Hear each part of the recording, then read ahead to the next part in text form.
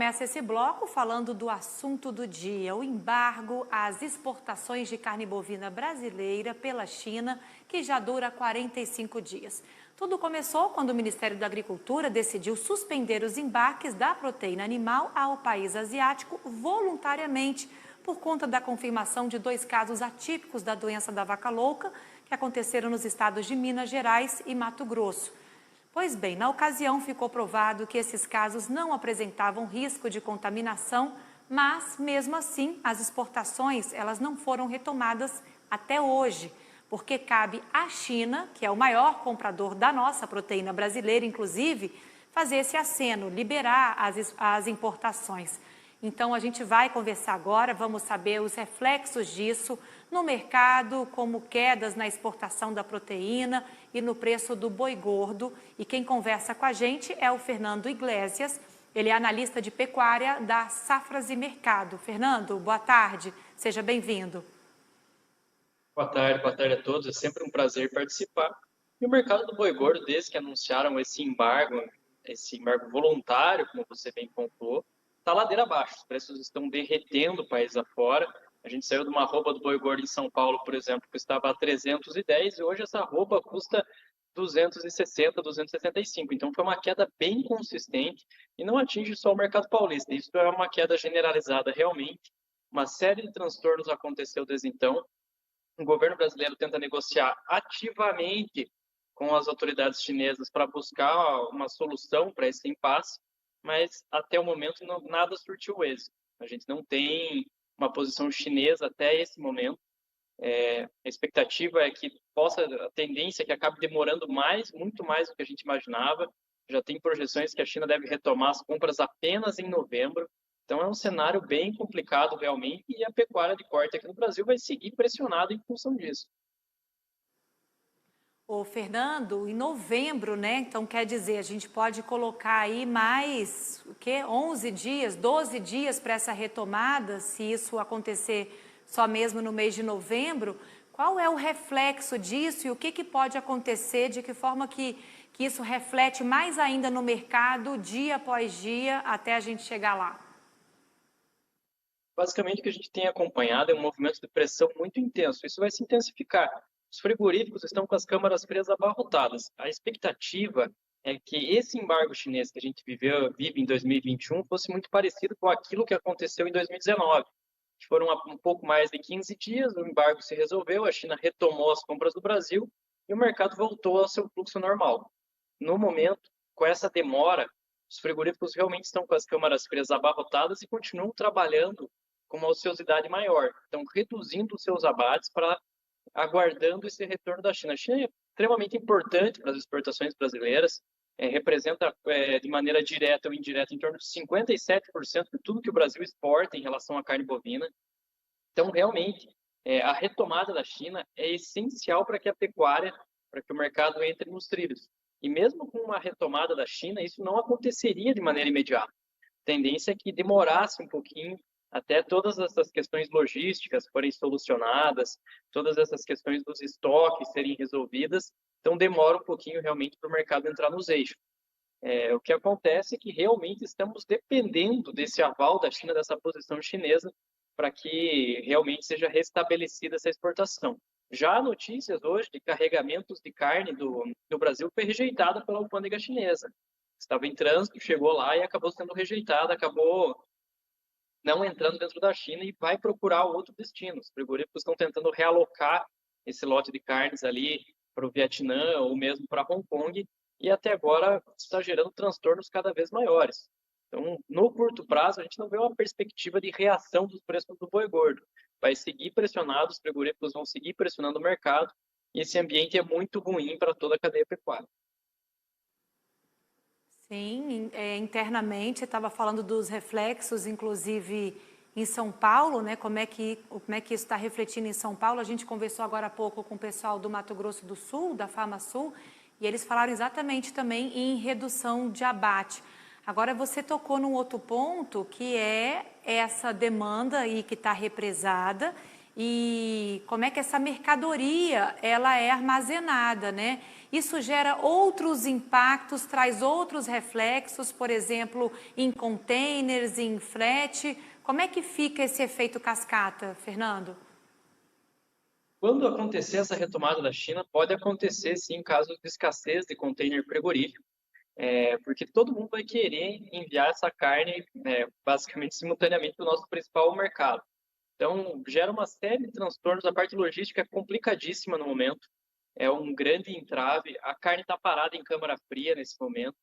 Então, tem carne estocada em portos também, nos armazéns dos portos. Então, é um cenário bastante delicado. Toda essa logística vai ser resolvida, demora para o frigorífico conseguir solucionar todos esses problemas, conseguir realmente dar vazão a esse volume de produto. O grande temor é que a China demore tanto a se posicionar que esse produto que está nas câmaras frias tenha que ser ofertado aqui no mercado doméstico. Se isso acontecer, os preços da carne bovina tendem a desabar aqui no mercado interno, levam os preços da arroba do boi gordo junto e possivelmente vai acabar contaminando as outras proteínas de origem animal. A gente pode ver movimentos de queda para carne suína e para carne de frango também. Então, acaba gerando muita preocupação realmente pela agroindústria. Para o pecuarista, esse cenário também é complicadíssimo. Como estamos no pico do confinamento aqui no Brasil, o pico da oferta de animais confinados, a gente não tem uma grande capacidade de retenção. Os preços do milho e dos outros insumos usados na nutrição animal estão muito caros. Então, manter esse animal no confinamento corrói muito a margem do pecuarista. Além disso, além de todos esses problemas, tem a chuva que atingiu aqui a região centro-sul. Isso prejudica muito o manejo dentro dos confinamentos. Então, a capacidade de retenção agora para o confinador é mínima. Então, ele está realmente tendo que colocar esses lotes no mercado, apesar desse preço muito mais baixo do que a gente tinha 40 dias atrás. Então, isso quer dizer que o consumidor, ele pode, enfim, no meio desse todo esse imbróglio, encontrar carne mais barata no supermercado? Isso pode ser um reflexo também por aqui? Sim, se permanecer por muito mais tempo essa questão do embargo, isso provavelmente vai acontecer. A gente já tem observado queda dos preços da carne no atacado, ainda não chegou com essa mesma intensidade no varejo, até porque o varejo demora um pouquinho para traduzir esses movimentos e normalmente não traduz com tanta intensidade quanto o atacado. Então a gente pode ver sim movimentos de queda dos preços da carne e uma melhora do consumo doméstico. Então pode ter o consumidor final tende a sair ganhando nessa história. O problema é que realmente pode ter efeito de longo prazo. A gente já percebe que os confinadores, por exemplo, não estão investindo em reposição no momento. Pararam de comprar boi magro, pararam de investir em rebanho, da mesma maneira que o frigorífico também está atravessando uma situação bastante complicada, com margens mais apertadas nesse momento, pensando que a carne que está ali estocada representa um custo para a indústria. Da mesma maneira que o aumento da capacidade ociosa, trabalhar de maneira ociosa, também representa um custo da manutenção do maquinário e assim por diante. Então, pode ser bom, pode ser positivo para o consumidor no curto prazo, mas ele vai trazer impactos negativos no médio e no longo prazo, em função de todos esses transtornos que a gente vem observando no mercado. E aí, nesse sentido, o que a gente pode prever a médio e a longo prazo? Qual que é a tendência de preço da arroba para os próximos meses, a arroba bovina, se essas exportações para a China seguirem bloqueadas mais tempo? A tendência é que os preços continuem cedendo. A gente tem uma luz no final do túnel nessa história, que é o último bimestre do ano, que é aquele período ali em que o consumidor brasileiro está mais capitalizado, vai contar com o 13º salário, com as férias. Isso estimula a demanda por carnes aqui no mercado interno, mas mesmo assim não é um cenário bonito, né? Não é um cenário positivo em relação a preço, gera muita preocupação realmente. A tendência, se manter por mais tempo esse embargo, é que a arroba do boi gordo procure os R$ 250 no mercado paulista. A gente já tem negociações a 250 em Goiás, no Mato Grosso, e realmente tem essa preocupação que isso também aconteça em São Paulo e os preços continuarem cedendo o Brasil afora. Então, esse é o grande problema, certo? Quanto mais tempo a China fica ausente no mercado, pior é para a cadeia pecuária, pior é para o pecuarista, pior é para o frigorífico. Não tem ninguém ganhando com essa situação. A gente pode ter uma melhora momentânea do nosso consumo doméstico, mas, de qualquer maneira, o cenário acaba sendo bem complicado realmente, por toda a importância que a China tem aqui para as nossas exportações.